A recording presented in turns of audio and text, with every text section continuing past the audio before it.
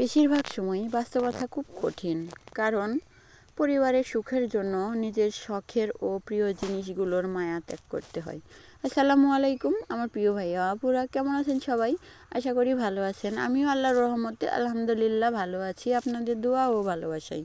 তো চলে আসলাম ছোট্ট একটা ব্লগ নিয়ে।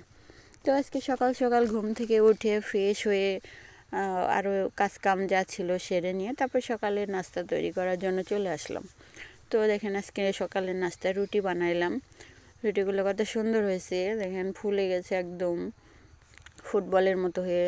তারপরে রুটি বানানো শেষ করে এখানে খাওয়ার জন্য রেডি করে নিয়ে আসলাম। ছেলেকে ডাকলাম, ছেলে আবার ওইদিকে যে রোদে বসে গেছে। তো এখানে দেখেন এটা হলো কালকের রাতের লাউ তরকারি, আর এটা খেজুরের গুড়, পাতলা গুড় যেটা, সেই গুড়টা দিয়ে এখন আমরা রুটি খাবো। ছেলে খাচ্ছে, আমিও খেয়ে নেব। তারপরে রুটি খাওয়া শেষ করতে, রুটি খাইতে খাইতে ছেলের সাথে বলছি, আব্বু আজকে চলো কিছু সরিষা শাক উঠাই নিয়ে এসি খাওয়া দাওয়া শেষ করে। তারপর বলছে হ্যাঁ চলো।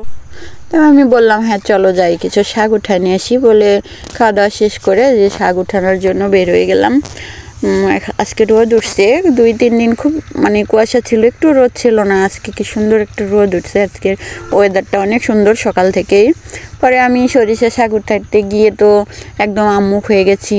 সরিষা গাছ একদম ছোট ছোট, সরিষা শাক উঠানো যাবে না, এতই ছোট ছোট গাছ। তারপরে কি করলাম, ভাবলাম যে ছেলেকে বললাম, আব্বু সরিষা শাক তো উঠানো যাবে না, কি করব, আমরা কি খালি ঘুরে যাব?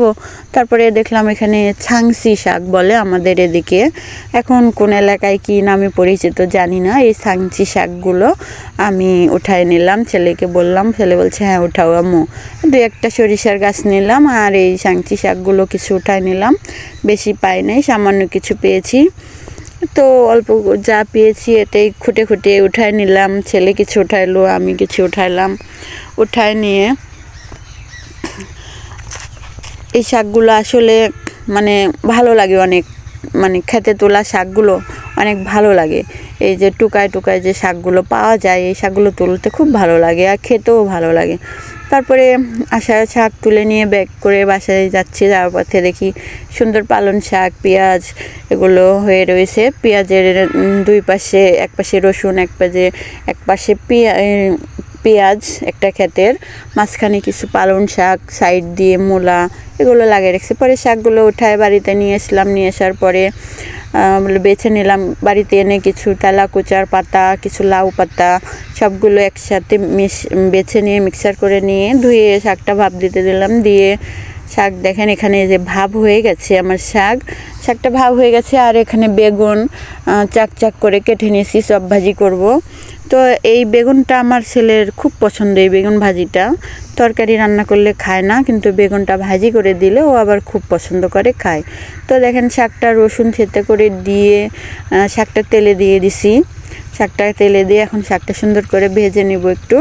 শাকটা ভেজে নিয়ে তুলে নিব। তারপরে বেগুনটা লবণ, হলুদ গুঁড়া, মরিচ গুঁড়া দিয়ে একটু আদা বাটা দিয়ে সুন্দর করে মেখে নেব। দেখেন লবণটা দিয়ে দিলাম পরিমাণ মতো, বেশি দিলে আবার বেগুন ভাজা লবণ বেশি হয়ে গেলে আবার খাওয়া যায় না। তো পরিমাণ মতো যতটুকু লাগবে, বেগুনগুলো অনেকটাই, 3টা বেগুন কেটে নিছি।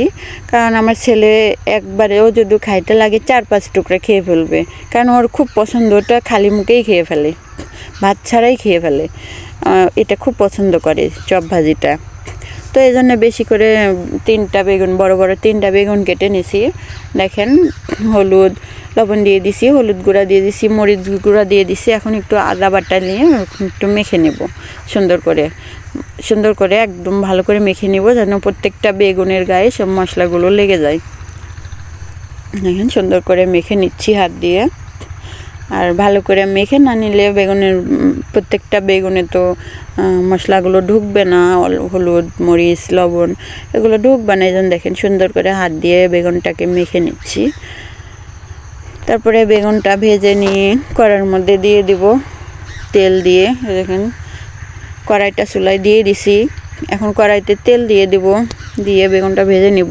তো আমার ভাইয়া আপুরা আমার ভিডিওটাকে কোথা থেকে দেখছেন, যদি আমার ভিডিওটা একটু হলেও ভালো লাগে একটা লাইক করবেন প্লিজ। ভাইয়া আপুরা একটা লাইক করবেন, লাইক করতে তো একটু কষ্ট হয় না ভাইয়া আপু? আমার ভিডিওটা একটু দেখবেন, একটু লাইক করে দেবেন, একটা লাইক, ভিডিওটা দেখতে দেখতে আঙ্গুল দিয়ে একটা টাচ দিয়ে দিবেন, তাহলে একটা লাইক হয়ে গেল। আর কমেন্ট করবেন কেমন লাগলো, ভালো লাগলো না খারাপ লাগলো, একটু কমেন্ট করে জানাবেন প্লিজ ভাইয়াপুর। আপনাদের ভালোবাসা আমার খুব প্রয়োজন, আমার নতুন চ্যানেল। আপনারা যদি ভালো না বাসেন আমি তো সামনের দিকে আগাইতে পারবো না। আপনারা ভালোবাসলে, আপনারা সাপোর্ট দিলে ইনশাল্লাহ আমি সামনের দিকে আগাইতে পারবো। তো আপনাদের ভালোবাসা ছাড়া আমি কখনোই সামনের দিকে আগাইতে পারবো না, কোনো দিনও না। প্লিজ প্লিজ ভাইয়া আপুরা, আপনাদের ভালোবাসা আমার খুব প্রয়োজন। আপনারা একটু আমাকে ভালোবাসবেন, আমার পাশে থাকবেন, আমাকে সাপোর্ট দিবেন। তারপর দেখেন আমার বেগুন ভাজাটা হয়ে গেছে। তারপরে এই যে আমার বেগুন ভাজি আর শাক ভাজি, আজকের মতো আমাদের দুপুরের খাবার এটাই। তো তারপরে দেখেন রান্না শেষ করছে, আর এদিকে দেখেন কি করছে আমার ছেলে, গরুর যে গোবরটা সেটাকে দেখেন কেমন করে কাইরে বানাচ্ছে, দেখেন কি করছে ও। তো ভালো থাকবেন সবাই, আজকে আমার ভিডিওটা এই পর্যন্তই। সবাই ভালো থাকবেন, দোয়া রাখবেন, আল্লাহ হাফেজ।